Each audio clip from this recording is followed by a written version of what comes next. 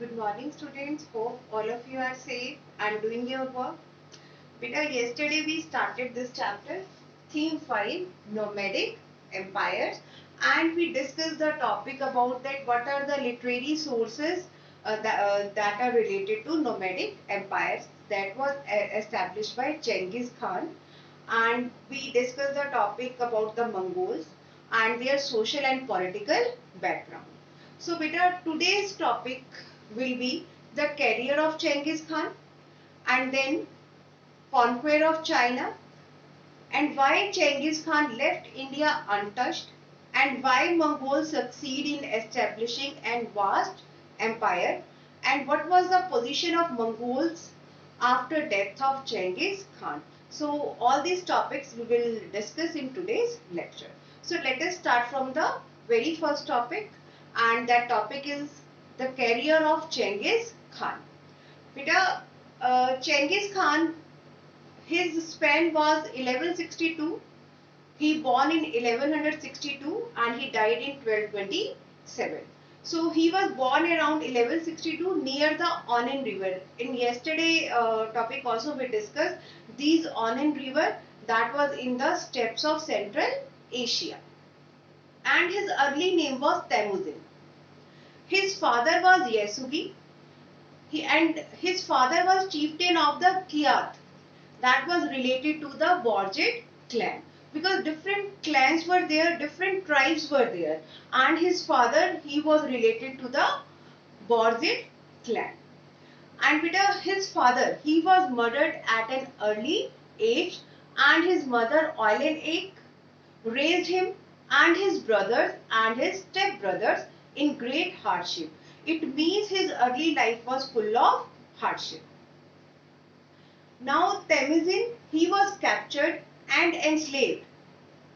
Afterward, his wife Bote was also kidnapped and he had to fight a lot to recover her. His important friends were Bokchu, Jamuka and Enda.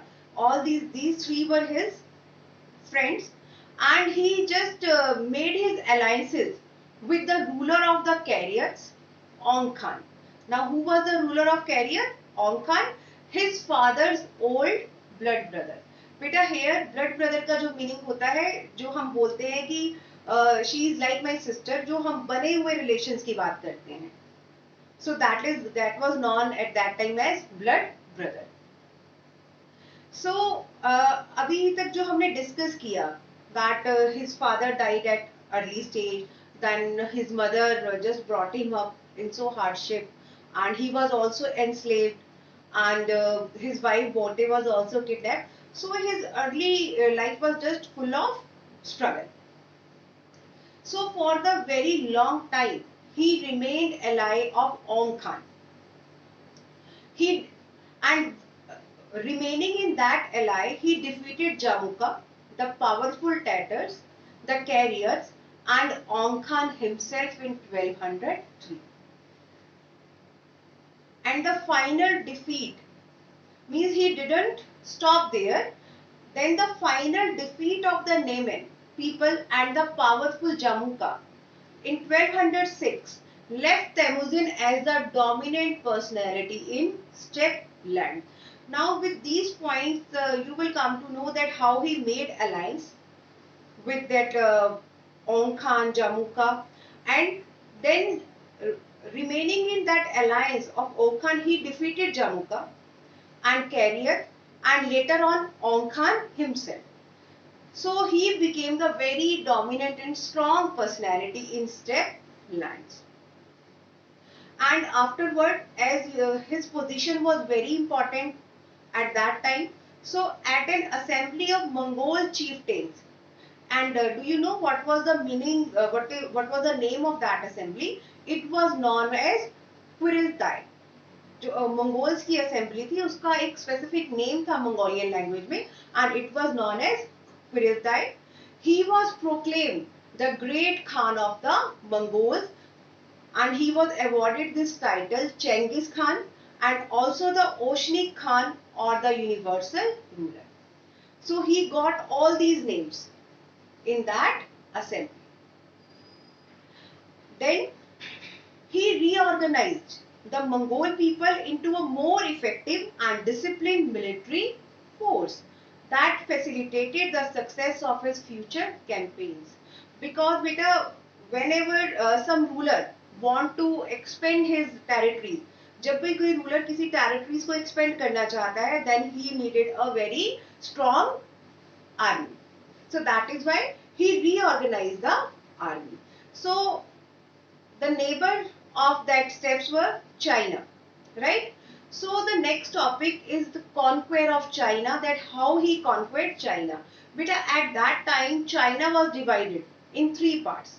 So these three divisions were the Xia people, and that was the northwest China, and the Jurchen or Qin dynasty, that was the North China. The Sung dynasty, it was the South China. And then Genghis Khan defeated Xia China by 1209.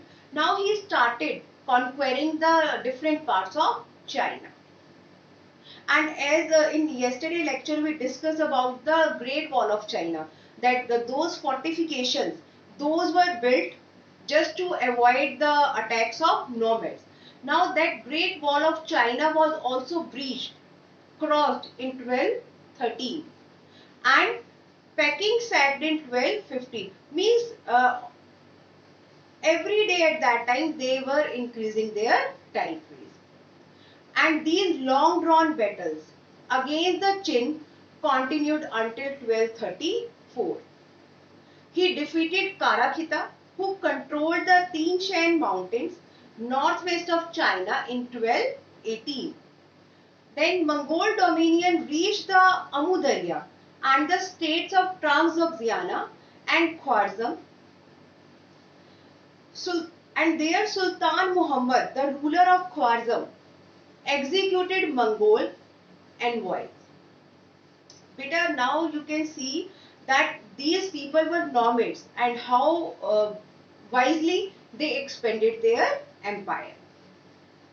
Now, in the campaigns between 1219 and 1221, the great cities of Otrar, Bukhara, Samarkand, Balkh, Gurganj, Nishapur and Herat surrendered to the Mongol force.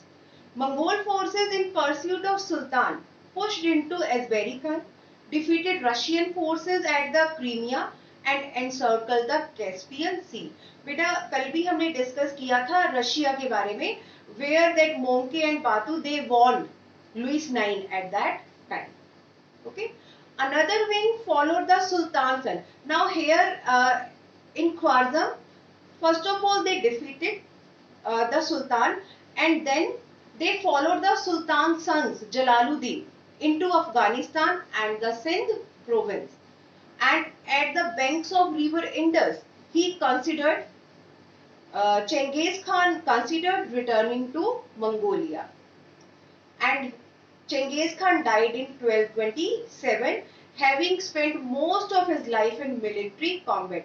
जो अभी तक के हमने topic discuss किए हैं बेटा, so there we just came to know about this, that whole of the life, his whole life he spent in just conquering the different territories or establishing the empire. अभी यहाँ पर हमने पढ़ा कि that he considered at the bank of river Indus, he considered returning to Mongolia. That why didn't he enter into India, right? So because of the heat, जो Mongolia है बेटा वहाँ का जो टेम्परेचर है वो कूल रहता है. That is why the heat, the natural habitat, and ill-portent by his shaman soothsayer, that changed his mind. अब इसमें बात क्या होती है बेटा, उन्होंने क्यों अवॉइड किया इंडिया में एंटर करना? because of heat, and he just want to go to his natural habitat. और जो हम शमन, ये सूथसेयर मैंने वर्ड यूज किया है बेटा, सूथसेयर लाइक एस्ट्रोलॉजर. सूथसेयर का मीनिंग होता है astrologer who just predict the future. So this soothsayer, he told Genghis Khan not to enter into India. That is why Genghis Khan changed his mind. अभी तक हमने ये पढ़ा that how Mongol people, they united themselves and then they conquered China also. rather that China was highly developed at that time also. Then also Genghis Khan was able to conquer China. Now, what are the reason behind this, beta? Why Mongols succeed in establishing a vast empire? How? Because at that time industries were not there, communication was not there, better transport facilities were not there. Then how was he able to create or establish such a vast empire? So there are few reasons. Genghis Khan effective military strategies and the horse riding skills of Mongols, as they were nomads.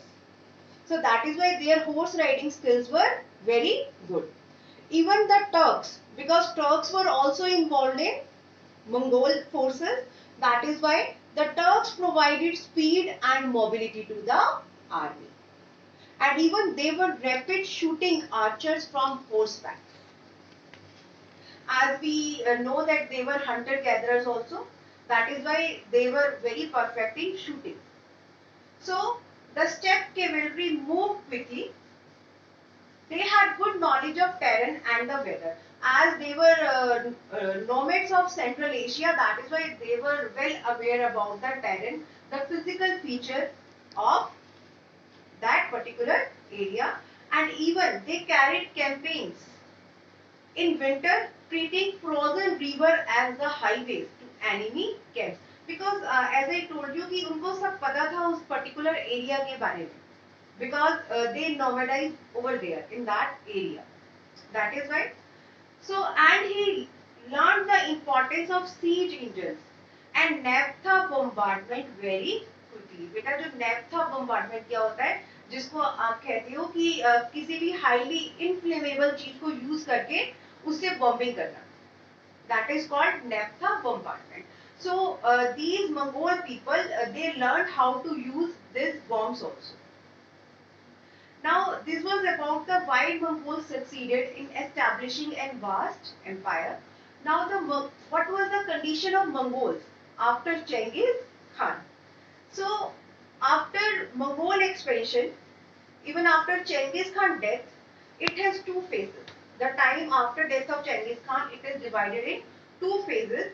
The first phase is from 1236 till 1242, and during that time they conquest Russian steppes, Bulgaria, Kiev, Poland and Hungary. And the second phase, it started from 1255 and it lasted till 1300. Means जो चेंगिस खान की death के बाद का time है, हमने उसको two phases में divide किया है. एक है 1236 से 1242. ड्यूरिंग दैट टाइम उन्होंने रशियन स्टेप्स को कॉन्क्वेर किया, पोलैंड एंड हंगरी को कॉन्क्वेर किया. और जो सेकेंड फेज है हमारा, that is from 1255 to 1300. And during that period they conquest whole of China, Iran, Iraq and Syria. So after 1260, the original impetus of campaigns couldn't sustain in the West. Means after that 1300 or after 1260, their campaigning was not that strong. But till 1260, this Mongol Empire, that was the largest empire of the world. So, beta, this was the topic of today. Today we discussed about the career of Genghis Khan and the Mongol. What were the strategies of Mongols? So, hope all of you have understood the topic. Thank you and have a nice day.